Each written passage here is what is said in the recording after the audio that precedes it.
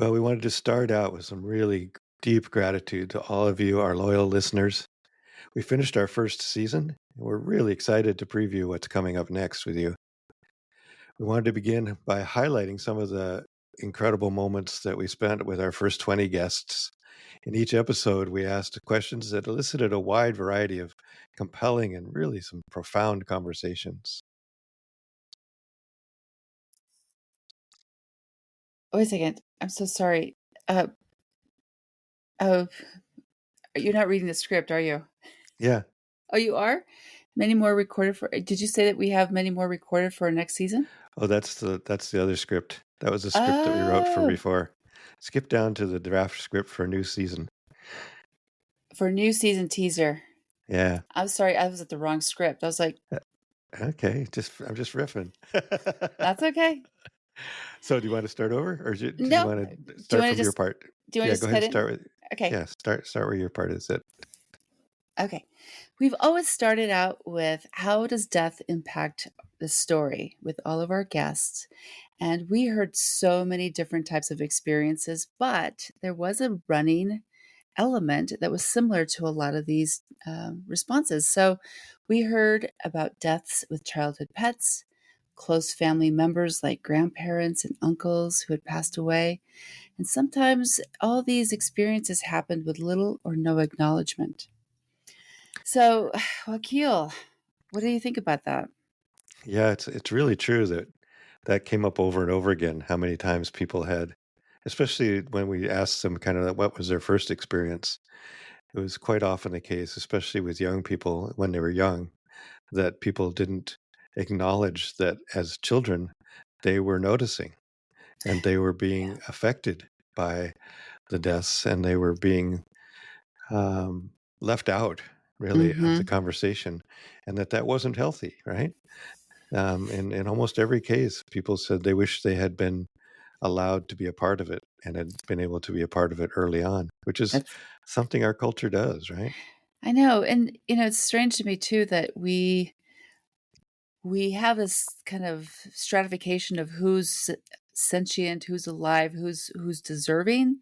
So family members should be deserving of this attention and acknowledgement, but yet a lot of people wound up having these conversations around dead pets. Right. So that was kind of interesting to me. Um, and I don't understand where this fear comes from at that point. Like, why not let the kids know about their grandmother who has passed away and let's like cry together, or I don't know. It's Yeah. very interesting to me. Yeah. And even like, in our culture before the industrial system of funerals, and before we had this kind of fear around it, grandma would be in the parlor, and we'd all go in and sit with grandma and acknowledge her. And that's still the case in some places, in some Hmm. cultures. Yeah, Um, and that's exactly when the conversations would take place, right? So oftentimes a family member's whisked away to a hospital scenario, and the child has never seen that person ever again, like gone, exactly. right? And then nobody wants to come in and discuss this, and there's a lot of questions and unknowns and fears that become established at that point. Exactly. Yeah, Yeah. so that was really interesting just to see that kind of over and over we heard the same thing. Yeah. There was a real thread running through all of those responses that just emphasized that what we need to do better in our culture and why we're Mhm. doing this podcast, really, Mhm. so that people can have Yeah, these conversations with each other, with their families, and uh, and not leave anyone out. So, that's right. So, what are the things that we notice? well, we also asked a question about challenges, and we asked many different. I mean, almost everybody we asked them what were their biggest challenges. And it kind of comes back to what we were just talking about, that cultural disconnect with Mhm. death that we observe, Mhm. especially in the United States, and the inability to talk about it. Mhm. Um, and there were other challenges. Do you remember some other ones that were? I mean, that one came up a lot, and really speaks to why we're doing a podcast. But Yeah, I guess communicating was the major theme with that. In terms of like, let's talk about advanced care directive planning. Very difficult. Let's talk about the death of a loved one. very difficult. Let's talk about services and funerals, and what values do we hold around end of life, and how do we offer that as a gift to the person who's transitioning. All of these were Yeah, challenges. Like, it seemed like straight across the board, nobody wants to talk about this at all. that's right. Yeah. I just did a class, my class that I called Before You Go. I just had one this last weekend, and somebody in the class brought up the fact that they have a son who's an emergency medical tech, EMT, but he refuses to talk to her about her death. And I've heard this before from Wow. young people that, and I guess, who knows what's going on with him. Maybe he sees enough of it or doesn't want to think about his mom dying. Um, with young people especially, it's come up that we just, that's morbid. We're living our lives. We don't want to talk about death. Mhm. I know my first conversations with my family was kind of like, yeah, we're really not ready to do this. And they've gotten Mhm. much better, and we have regular conversations now. But Yeah. it is a I wonder if there's, like, a time zone where young people don't wanna talk about it, right? Like, I feel like children, maybe up until their late teens, are curious mm. about this, like like, it wants to be, like, a little bit morbid, like, "Ooh, like, death," and then all of a sudden, the reality, like, adulthood sets into these kids, and they're seeing for the first time, like, the finiteness of everything. And I Sure. wonder if, like, 18 to 30 somethings are like, "Oh, this is really uncomfortable conversation. I don't wanna lose my parents," or, "I just got married and I can't imagine losing my spouse." And then it Mm. gets to, like, us, old fogey kind of folks who are like, "I see the end in sight," like, it's Right. it's it's coming right at us. So, it's so present in our day to day that the conversations are kind of welcome for people our age, right? So I wonder if Mhm. there's, like, a different kind of threshold at each like time passage for people. That would be Uh, interesting to find out more about that. I wonder that too. I also wonder how social media and the kind of the presentation that one has to always give on social media of being happy and everything's wonderful, and I just had the best meal on earth, and you just don't. Generally, it's not something that you would post on your social media about, how sad I am or how much I'm worried or how. It's just not something that comes up, and there is sort of that sense that everything's lovely all the time. mhm. And so I wonder if that has any effect. I mean, there's probably a lot of cultural pressures for us, especially. I was thinking about young people though, and especially how it's been impactful to their lives more than ours. Ours, we weren't quite as buried in it as they are, Right, and since it is such an impact, I wonder how that it might what differences that might make as well. right. And just as you're saying that, I was thinking about the immense amount of horror death images that are input into our daily lives through social media and the news, right? So, Sure. death is harrowing right now. We've got, like, animals who are dying because of climate catastrophe. We have children who are dying in war zones. Right. So I wonder if there's, like, this, not necessarily a jadedness, but a fatigue, because Yeah. to talk about it, yeah, it's saturated. Saturation. Yeah. Yep.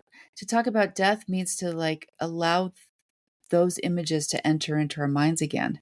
Yeah. Those feelings. Yeah. Mhm. So, that would Sure. be very interesting. Yeah. Well, maybe we'll take that up in one of our upcoming podcasts. We'll have to talk to a psychotherapist or something, or a philosopher. Oops. Or something. I love that. Hopefully somebody listening will write in and say, "Yes, like, that could be Yeah, me." yeah, that would be good. Somebody So, who's studying this stuff. yeah. So, one of the next part of this is, just as we're finishing talking about the saturation of death in our culture, and it not being made to be a safe conversation, but maybe a little more taxing, we did ask folks how they were resourcing themselves, which means, how do they um, look through all the information that they're gathering about death and dying, whether it be with patients, with their clients, for whomever, or their family members. And then, how do they step away from that for a moment and take care of themselves? And by and large, I'd like to say it's almost 100%, but Yeah. everybody touches base with nature as a way to resource themselves, and Yeah. I love that.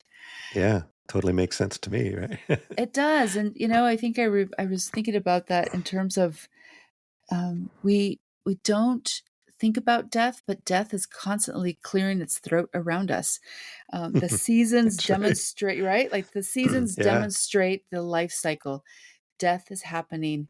Flowers bloom and they die,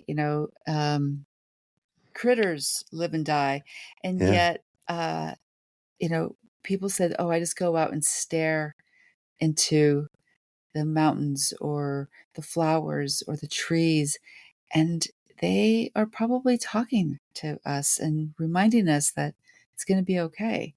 We're Oh, yeah. here and it's Absolutely. okay. So, yes, so nature. Wow. Yeah. Yeah.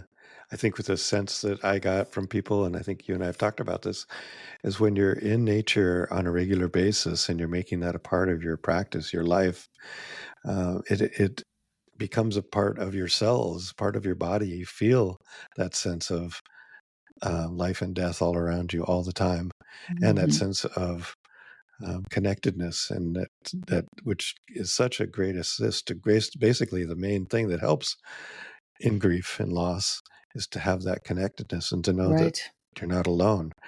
Yep. So that nature, being in nature, just gives you that sense and that feeling. It becomes a part of you. Really does feel like part of your cells.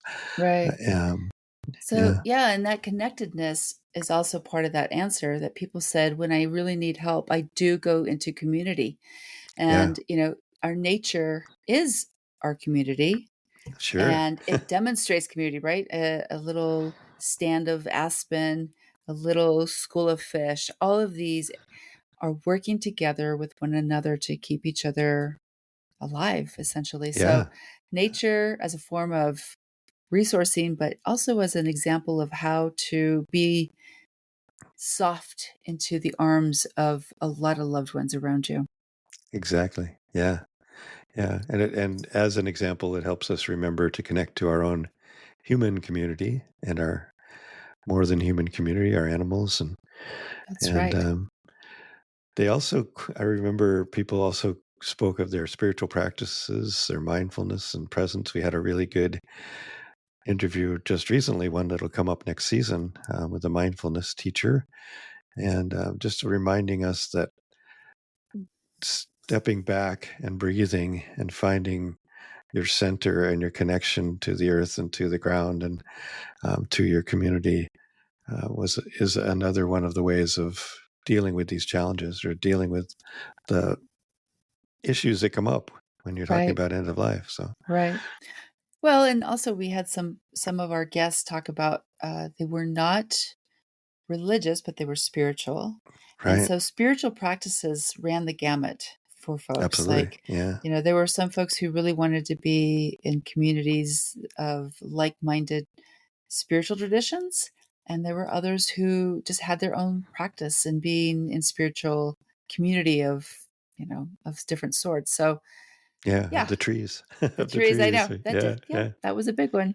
Yeah, or science. I mean, we have a scientist at one time, and there are scientists who I've talked to who find their divinity in the beauty of science and in the miraculous things that can be found in the way the scientific method works. And um, so I think that even there's no.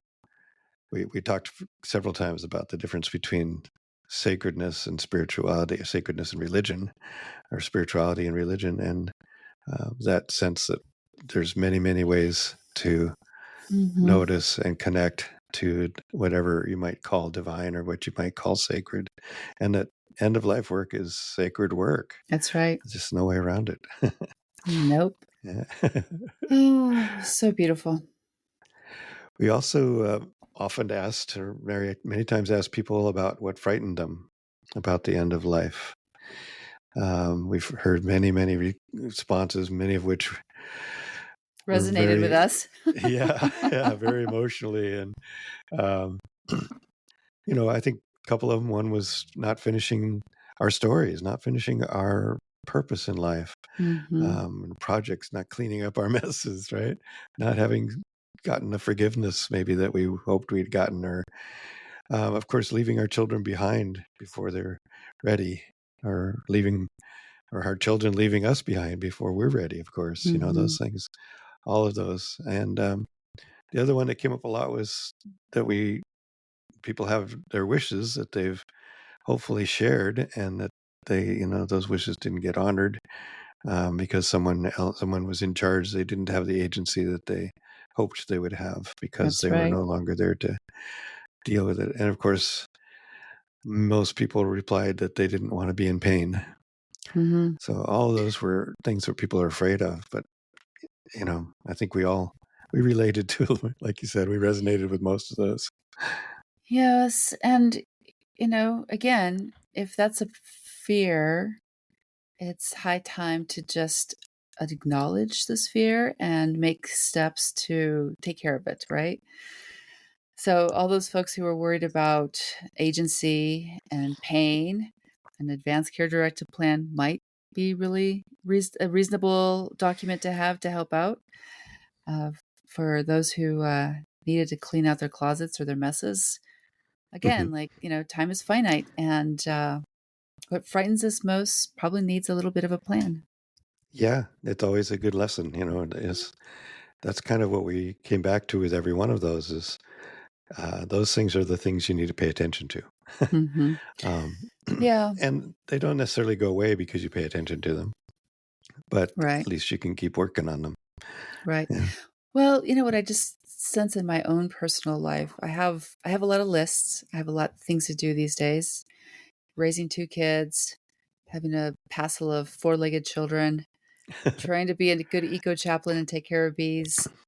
All of these aspects of living keep me fully engaged, and yet I value the death and dying um, contemplation, right? Hmm. And so I think it behooves us to continue to share with people, like take a moment and stop and like find out what is your mission, what are your values, and remind yourself that life is finite. Yeah. Like Yeah. tomorrow is not guaranteed, and if that mess is really going to get cleaned up, we need to tackle a little bit of it today. Yeah. And if you cherish so much your family members that you don't want to have them gone, maybe just talk to them about how much you love them. Yeah. Yeah. Like Yeah. that's a good start right there. Yeah. I remember one of our guests speaking to the fact that, kind of going back to the idea of a conversation that fits with that, having a conversation with your loved ones, but also with this, one step at a time. You know, Yeah. just take small baby steps. In a conversation with somebody, you might just say, I'm just wondering, what are you thinking about when you die? Mhm. What do you want to have Mhm. happen to your body? You can just take baby steps, or what do you think of this art in here? Do you want any of it? you know, Yeah. Or so my kids are like, "Can we have your toys?" right, yeah, Ah. or like I think one of the other things we talk about in the class was having a yearly, or maybe not every year, but a regular gathering of your beloveds, and just saying, "Here's what I'm thinking about." Sort of Mhm. like here's what I want to have happen, and here I'd like you to be my health agent. Are you comfortable with that? Mhm. And making sure everybody's on the same page. It's just like have a glass of wine, and sit around and have a conversation, just like a birthday party, only instead just talk about death. But Yeah. again, it's those small steps, and making the time to do them, that makes a huge difference, I think. So. Does. It just occurred to me that this last year when I did a solstice ceremony at winter, I did ask folks to bring up the grief that they were holding for the year. And I wonder if we don't want to do it on birthdays, we don't want to do it on special occasions, but if we could find a way to mark time yearly Yeah. to have those conversations. It doesn't, you could make it up. It could be, you know, I don't know, Bastille Day, you know, July 14th. Yeah. And just exactly like invite some of your loved ones over and say, this is what's been on my heart and mind. And I just want to share with you. and Yeah. also make sure that they're resourced and ready to have that conversation, right? Yeah. Invite them, Yeah. and just be brave. And Yeah. speaking of bravery, though, I will say that in all the conversations that we heard and had with folks, I came away really believing that people are so brave. Right. People step into very difficult situations, not knowing what to do, not knowing what to expect, not understanding fully the sacred journey that they have just been called into. It's kind of like, what is it, Bilbo Baggins Mhm. or the hobbits, right? Like they've been called in to do this major journey, and people show up with courage and Every bravery time. every Yeah. time. Uh, and part of that to me too was that for those who are doing the heavy lifting of considering their death, they are preparing for death as a practice, as a spiritual practice, as a community practice. They're reading books, they're taking notes, they're listening to us, they're having conversations. We always talk about how hard it is in our culture, but we also should acknowledge that there are people who are doing this good work. Yeah. And We got to meet a lot of them. yeah, we're not alone, right? And we're Yeah. all out there. So, you know, look around. There's got to be some folks out there with right alongside you. And, alongside that, a community is very important, Yeah. and community grieving is It's very essential. important. Yeah. It is. It's a way that people can both be held and find a safe place to travail and go through this dark time that they're feeling. Yeah. Yeah. Yeah. I think um, we really heard that a lot, that people, like we talked about earlier, really rely on their community, but then creating that space, and like you were talking about the gathering that we might set time for, that's a time where we could have ritual, we could create ritual. Ritual was another important thing that came up. We could create ritual in these communities to talk about grieving, but in a way that was safe and considerate and well resourced. I just have to say that I've been in grief workshops that weren't very safe and that weren't very well resourced, and I think you can really do it badly if you Hmm. don't create a space that has people who know what they're doing, that has good facilitators, that has good support people. Right. Just having people come and scream can really be counterproductive in my Right. experience. So Right. so having that sense of of having somebody who knows about ritual, somebody who knows about facilitation and can be a part of your grieving process, and that it takes as long as it takes. We heard that many times. So Hmm. people grieve for the rest of their lives Hmm. many times, and that's the way it is. It's fine. It doesn't. There's no timeline on this, There is right? no timeline. No. Yeah, And every loss is unique too. Like no two absolutely. stories are going to be similar in any way, shape, or form. Yeah, that's really true. That comes up a lot too. Hmm. And that kind of leads us to remembering to express ourselves, express our love. Make sure we tell people that our beloveds that we love them. Make sure we forgive them if we need to forgive them. Make sure we forgive ourselves. But that need to really be present and remember that, as you said a minute ago, we don't know, if we're going to be here tomorrow. Tomorrow, maybe this Hmm. might be our last breath, and so Hmm. living with that awareness and living that way is really about just constantly being um, in love and constantly letting people know that I love you. Hmm. Yeah. Yeah, Yeah. And actually, I was just thinking the practice of love, of daily reminders for our loved ones, it can really help at the end of life because yeah, that love will just kind of bloom and, envelop everybody who's going through something that's really difficult in the moment. That love bloom may actually be what makes people courageous in those moments and step into absolutely. really tough times. Yeah, yeah, absolutely. We heard many people say that being with the dying is a sacred thing, a sacred act. We also talked about the difference a minute ago between the word sacred and spiritual and religion. They definitely can be the same, but in many cases, it's just a sense of that connectedness, and that it Mhm. really is a kind of a spiritual practice to be with people at the end of their lives. Um, Yeah. what else did we learn from people? Well, everybody wants agency. That meaning everybody wants to have a word in their end in the last minutes before they pass, and it's it's not always easy to find the right people Right. to have that to be your champion at the end of life, right? Uh, Hmm. I like that a few folks, not everybody, but said, we kind of don't want to pick the person who's older than us because they might not be around. Exactly. Yeah. Which is again why you try and do this on a regular basis and check in.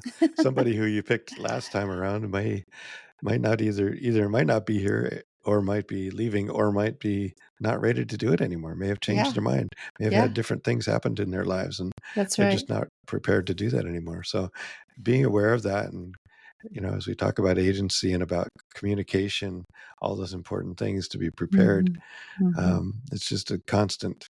It's not just something you do it and you put it up on the shelf and forget about it.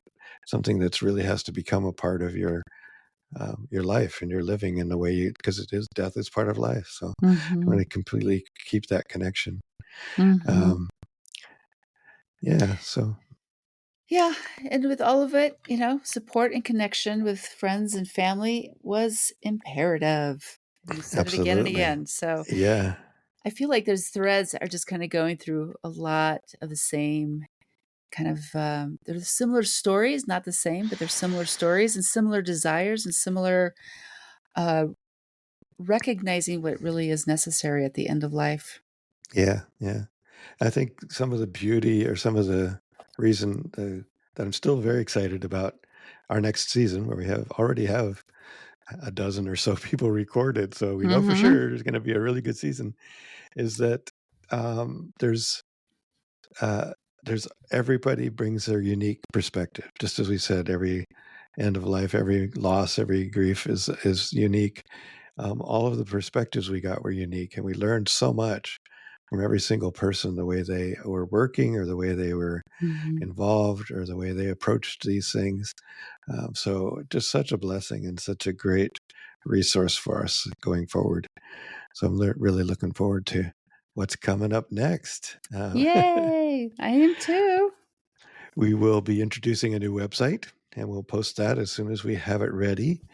On the website, you'll be able to subscribe for some expanded content. So something like what we're doing right now, some video that Annalouiza and I will be doing. And um, so go ahead. I'll let you talk more Oh, about that. Is okay. it So for our paid subscribers, you will have access to these video conversations that we're going to be creating. We will go deeper and explore some of the themes that we have found in our podcast interviews. I hope to, with the help of Wakil and I, we will be planning short classes. Actually, can I start that all over again? Sure. I'm trying to scroll and look normal. I'm like, Yeah. okay, here we go. Take two. Paid subscribers will have access to video conversations just like this one. We will be going deeper and explore themes that have arisen in our podcasts. We will offer short classes on the end of life planning and continue to demonstrate how to hold these conversations with those who are processing their end of life journey. These conversations will benefit those who are actually transitioning and their companions who are supporting those who are dying. We will share with you what you might encounter as a witness to the end of life. And of course, our audio only podcasts will remain free, and they will have, like I said, many, many excellent and compelling guests. And we want to hear your stories. So if anything we've said today has struck a chord and you thought, oh, I got a story about that, I'd love to share, we would absolutely love to hear from you. You can contact us via email at endoflifeconvo@gmail.com. That's ENDOFLIFECONVO @gmail.com. And Thank you again so much for helping us. Okay, I messed up because I scrolled down all the way to mine. All right, little break there, and we'll Boo! just say we will be starting again with the free audio episodes on August 7th. So stay tuned. Yes, and thank you again so very much for listening and help us spread the word about our work that we're doing. And hopefully, you'll come back and enjoy this new season with end of life conversations. Adios. Adios.